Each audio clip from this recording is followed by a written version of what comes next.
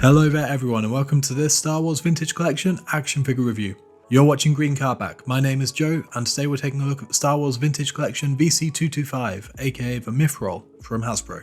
I'll be honest, a large part of my trepidation about the very first episode of Mandalorian was down to the Mythrol. Dramatically, he serves a purpose by introducing us to Mando and showing us around the Razor Crest, but man is he annoying. Every time I watch one of the episodes that the Mythrol's in, it reminds me that I'm watching a TV show, and that's not a good thing. Still, as annoying as the Mythrol is, he's still not as bad a character as Peli Motto, and so when he was announced for the Star Wars Vintage Collection, I only deliberated a little bit before putting in a pre-order. Here you can see the Mythrol on the Vintage card back. The card image is pretty nice, showing off a character with a close-up from the show, and then you can see all four of his accessories packed in there as well. The Mythrol comes attired in a brown jumpsuit, which is very much as we see him on the show. There's sculpted fur at the collar and cuffs of his jacket, and a few gold, vaguely tech-looking patches stuck on at various points as well. His boots are painted with a glossy finish that helps him to stand out. On the reverse, we can see that the Mythrol looks good. There's no unique paint apps, but still great sculpt work to show off his clothing.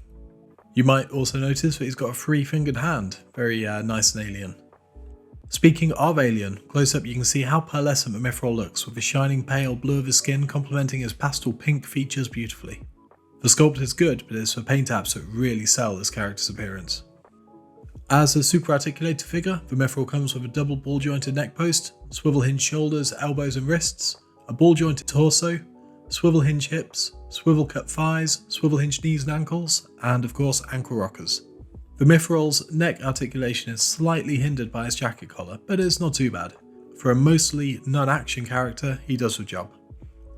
Now onto the packed in accessories, and it's here where the Vintage Collection Mythrol really shines. As you can see, you get a blaster, a flash cutter, some handcuffs, and by far one of the coolest Mando accessories we've had yet, a translucent blue bounty puck showing the Mythrol's wanted profile. The blaster is a good sculpt, albeit simply cast in black plastic with no paint apps. The Mythrol can hold it securely in his left hand and looks good doing so. The flash cutter, which is Star Wars speak for blowtorch, takes some wiggling, but you can get that into his right hand. This is cast in metallic grey plastic and looks decent enough. The handcuffs are cast in a soft rubbery plastic that makes them easy to slip on and off the Mythrol's wrists. These are chunky and well sculpted. Again, they look good. But as mentioned, my favourite accessory is Mando's bounty puck. It shows the Mythrol's face, there's some Orbrish text on there, and it can be held firmly either by the Mythrol himself or by whichever bounty hunter he has looking for him on any given day. All in all, the Mythrol comes packed with some excellent world-building accessories for a 3.75 inch Mandalorian line. And that's just one of the reasons why I can see this figure being popular with toy photographers and diorama builders. The Mythrol is a little on the short side in his Mandalorian appearances, and that's replicated here as he comes in about half a head shorter than your average 3.75 inch figure. Here you can see the Mythrol next to his original captor, the Vintage Collection VC166 Mandalorian. Here he is next to the VC185 Greef Karga, which is Greef as he appears in Mando Season 2. Here he is next to VC164 Cara Dune.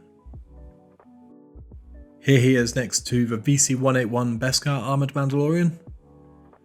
And finally, here's a Vintage Collection Mythrol next to a VC165 Remnant Stormtrooper.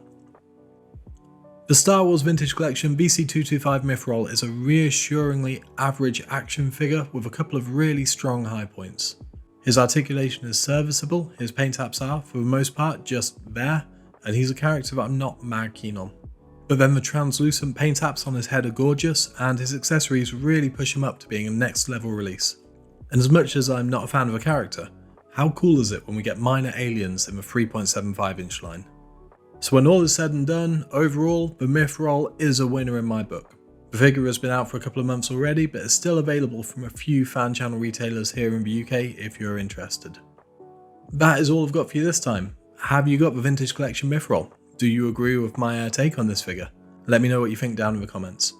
Otherwise, check out this playlist for more Vintage Collection videos, subscribe to the channel if you haven't already, and I will see you next time for more Star Wars action figure reviews.